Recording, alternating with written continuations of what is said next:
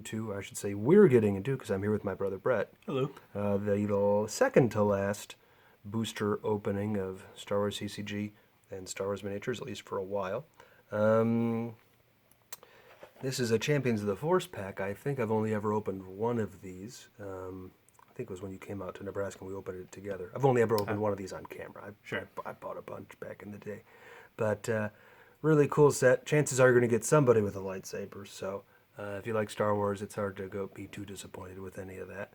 And yeah, what do you think, Brett? Minis or CCG first? We can start with the CCG. Okay. This is perhaps the set I'm most excited for. Well, the combo of the two Champions of the Force and the Theed Palace. Sure. And there's a lot of from Knights of the Old Republic. There's a lot of characters from that in Champions of the Force. There's a good chance we'll get some of those. Especially since a lot of them are commons or uncommons. And both you and I really liked that game. Definitely. And even though some of the other Sith Lords in there are not... Alright, so our rare card is going to be a dark side card. But, so a lot of the characters in that set are actually referenced in the Knights of the Old Republic games, but they're from a different set of comics. Alright, so we got an Electropole. That's an uncommon, I believe. Big Boomers is actually one of my favorite cards. If the opponent has more than one force in their force pile, they have to use a force. So you can really, I really like, even though they're annoying for other people, I really like decks where you just make it so your opponent can't spend force. Alright, Gungan Energy Shield. So our light side, commons and uncommons weren't too great, but the dark side ones are usually better if there are any good ones. Okay, nice. So we got Open Fire, and then I could already see the background of this one. This one's a vehicle. It's 4 and 5.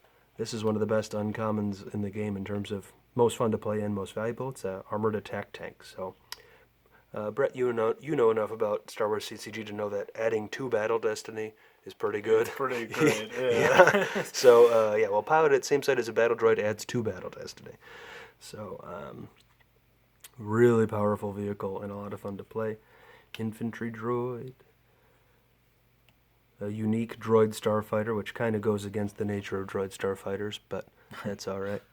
And our rare, ooh, that's a bummer. So our rare is an Admiral's Order, and they're cool cards, they're interesting, but none of them from this set are very valuable. And, I mean, I know what the image is. I think this is nothing can get through our shield. Oh, nope, the deflector shield is too strong. Okay, so they both mention a shield.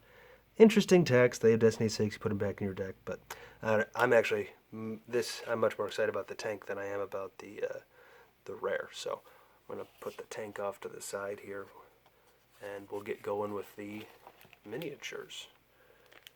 Okay, yes. I don't ever know how to say the planet's name, Salukami, but this is basically functions as the heavy clone trooper. He has heavy weapons, so he has high damage, but he can't move and attack the same turn.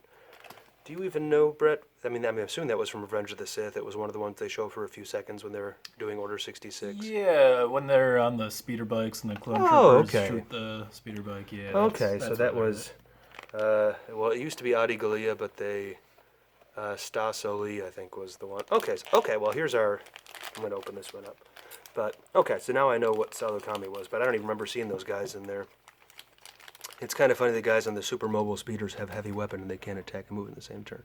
So this, I don't know, was this modeled on any specific thing from the role-playing books, Brad? Yeah, oh, okay. It's pretty much one for one, exactly the same. I forget exactly which book it's in, Power of the Dark Side maybe, but it's, or Dark Side's source book, I suppose. Okay. But yeah, it is exactly the same. All right, yeah, he's got an eye patch there. I always thought he was modeled, like half modeled after Jarek from the Dark Forces 2 Jedi Knight game, but maybe that was based on the role-playing game too a little bit. Sith Trooper, I like these guys. You fight a bunch of them all throughout Knights of the Old Republic. So we have a more expanded universe guy, and then this is also expanded universe, not in the movies, but from a specific game. Excuse me. We'll see what Brett has for us here. We got Jedi Sentinel. Okay. So based on Visas Mar, who I never use really a lot in the game, but I don't know. It's Can't say I do either. yeah. Maybe I should the next time I play if I play again. This is probably one of the worst pieces to get in the set, but that's all right. It's a common. A Varactyl Wrangler, and I always get these guys mixed up. So that's what he does. That's his job. But what species? Do you remember what species these things are? Utai? Oh, okay. Yeah. So I thought they were Varactyl, but that's like. But Boga is a Varactyl. Boga is a Varactyl. And I thought Bogas were the creature, but Boga's the proper noun. These guys wrangle Varactyl, which Boga is one of. So I know what's the right answer is, but I always forget that off the top of my head. Okay, Sand Trooper.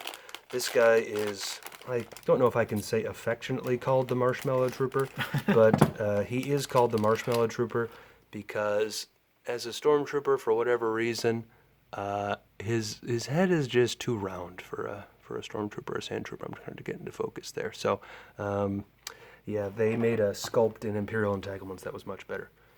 All right, Brett's smiling, I think. This is my favorite sculpt of this character. Oh, okay. So this is actually a rare, but so it's not a very rare, but it's one of the best rares you can get in terms of usefulness. And do you remember?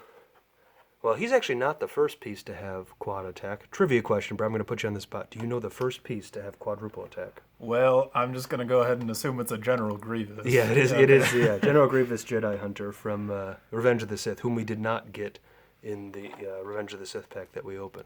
All right, so yeah, if you're going to get a rare, you could do a lot worse. Could you hand me the checklist, Brett? Let's take a look at what. Yeah. So the very rares are in this set. There's a lot of good ones, a lot of fun to open. If you like the expanded universe, especially Sith ones, a lot of the very rares are Sith characters. But the clones, I'm not super high on them. And then I'm glad we didn't get a even PL or a Depa Balaba. I have so many of those. But yeah, so the Republic rares, a lot of those, they already have a version. But any of the very rares would have been good. But this is definitely the best rare in the set. And let's see, you already gave me the cards. Here they are. So Jedi Sentinel has a mixture of technical abilities, which kind of makes sense. Sith Troopers, basically, I wonder, I've never actually thought about it, but okay. Sith Trooper compared to a Sand Trooper. And they're in different factions, so that affects the cost, but Sith Trooper has higher attack, lower defense. Sand Trooper has higher defense, lower attack. The Dark Jedi Master is one I wanted to look at, so these days anything without Force Renewal is kind of a bummer, but he's got two abilities, Master Speed and Sith Lightning, so chances are he's going to be able to use both of those unless he wants to reroll. Not bad stats, double attack, plus 10 attack, so Sith probably weren't any good at this time, but not a terrible piece.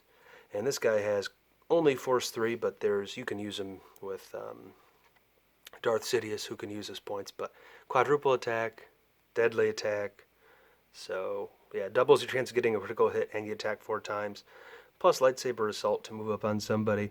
And the cool thing about him is he has lightsaber deflect, which, I mean, looking back, there's not too many pieces that had lightsaber deflect, so he can actually survive a little bit before getting up to people. But yeah, neat piece, cool sculpt, good job, Brett. We got a Darth Maul, so you're always winning if you get a Darth Maul.